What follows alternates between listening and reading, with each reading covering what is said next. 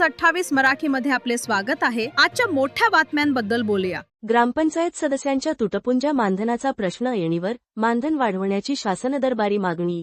ग्रामपंचायत सदस्यांच्या आर्थिक स्थितीकडे गांभीर्याने पाहण्याची मागणी दिवाकर कडू।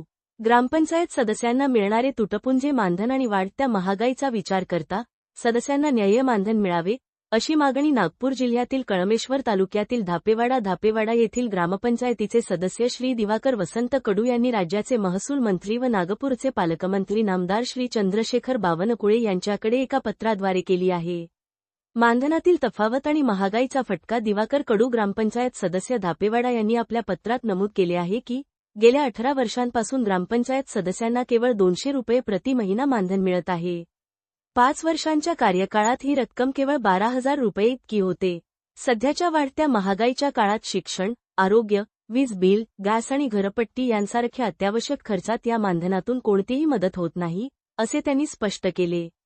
निवडणुकीसाठी एका उमेदवाराला 50,000 रुपयांपर्यंत खर्च येतो, मात्र निवडून आल्यानंतर मिळणारे मानधन अत्यंत कमी आहे। याकडे त्यांनी लक्ष वेधले। तसेच वार्डातील नागरिकांच्या समस्या सोडवताना लोकप्रतिनिधी म्हणून काम करताना सामाजिक भूमिकेमुळे होणारा खर्च आणि लोकांच्या अपेक्षा पूर्ण करताना होणारी ओढाताण यामुळे सदस्यांना मोठा मनस्ताप सहन करावा लागत असल्याचे पत्रात म्हटले आहे।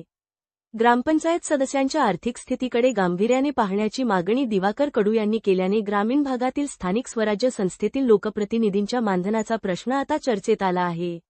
नागपूर ग्रामीण रिपोर्टर इशिका धार्मिकची रिपोर्ट।